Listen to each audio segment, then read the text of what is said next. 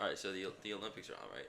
I think one of the most underrated part of the Olympics, like we know the athletes, we know the Simone Biles, we know the Katie Ledeckis, we know like all the NBA players in the Olympics, but I have been noticing like all of these more than other years. By the way, I'm 20, so like I don't really remember the 2016 Olympics. I remember the Tokyo Olympics very well. It was COVID. There was nothing to do. I was 2021, I guess, but still, it was still really exciting to watch that Olympics.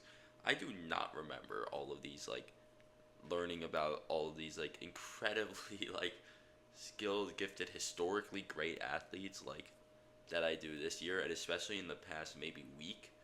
Like, I want to give examples. That's what I want to talk about right now. This Cuban, I don't know how to pronounce his name. I have these names written down on my computer.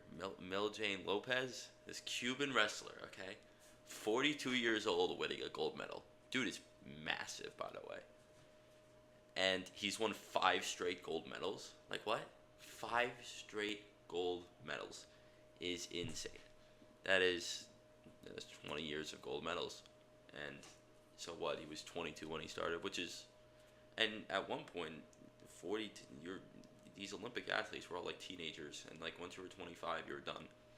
And now we're having 42 year olds win gold, and also Julian Alfred, the runner for St. Lucia, winning the first gold medal in St. Lucia history, our first medal I think in the country's history, which is always cool to see. I know a guy for I forgot the name, I forgot the country, which one? It started with a B too. Won their first gold medal for that country. Like it happens a few times a year. That's always It's always cool to see a country win their first gold medal. But first medal, St. Lucia's like 180K people or something like that. You win a gold medal. It's pretty cool. But the actually, I'm gonna save it for last. Amit Elor. I don't remember. I by the way, there's two big names for women's wrestling for America, and I could completely have the wrong one, but I don't. She has not lost a wrestling match in 5 years, and I'm pretty sure the women's wrestling is still going, or she just won gold. I know it's either just ended a couple of days ago or is still going on. Hasn't lost a match in 5 years. Insane.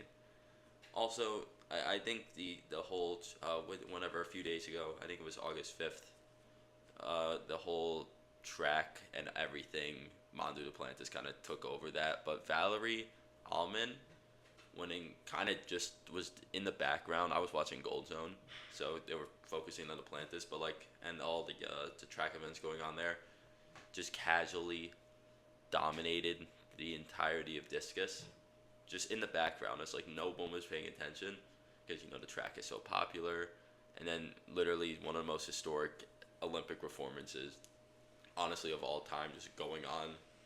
So it kind of fell. She kind of fell under the radar, but she won discus last year or last Olympics in Tokyo. This year, completely dominated. It didn't even seem close.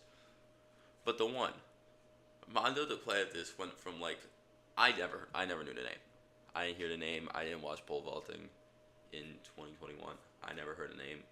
Casually just put on like one of the best Olympic performances, one of the most fun Olympic performances I've ever seen. It's always fun to see like the sports you don't normally see. Obviously, the basketball.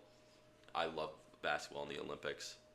I think that's the best sport, but watch a lot of basketball. And swimming and track are obviously always popular, but they have all eyes on swimming and track, and same with gymnastics. But pole vaulting, how many people are watching pole vaulting? It's usually in the background on track. People who pay tickets are usually there. Oh, we're gonna go see the track, not the pole vaulting. Pole vaulting may have been the best event in the Olympics so far just because of that. I mean, Mono Duplantis is some like 24-year-old, I think he is, from Louisiana. Mom's or dad is from Louisiana, grew up in Louisiana, and his mom's Swedish, so he decided to compete for Sweden and just casually has like I saw it today, the top like 10 world records in pole vaulting. It's insane. There was like it's like the list is like a guy in 1994, few Mondo Duplantises, a guy in 2014, all Mondo Duplantis.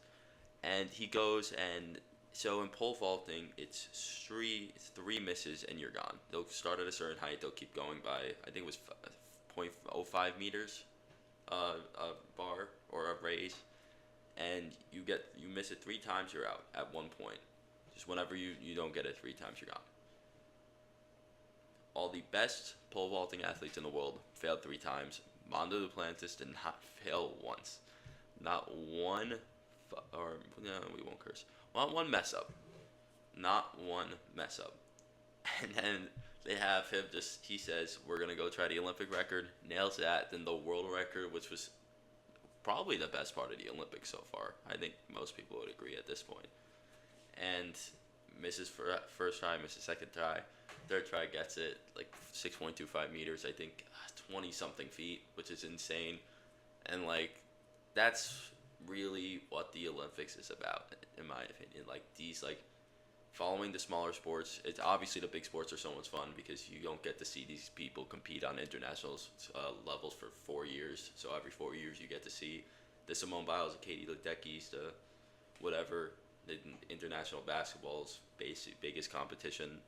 So obviously those are the lifebloods, those are the main things of the sport or of the Olympics. But when the smaller sports, it's always fun to turn them on. It's always fun to learn about the sports. I remember, no, actually, never mind. But like just learning all the rules about smaller sports, watching the smaller sports, that's the most fun. And then to go to the smaller sports are really fun as well to learn. So, thank you all for watching. Discord server's never coming, so no point of plugging anymore.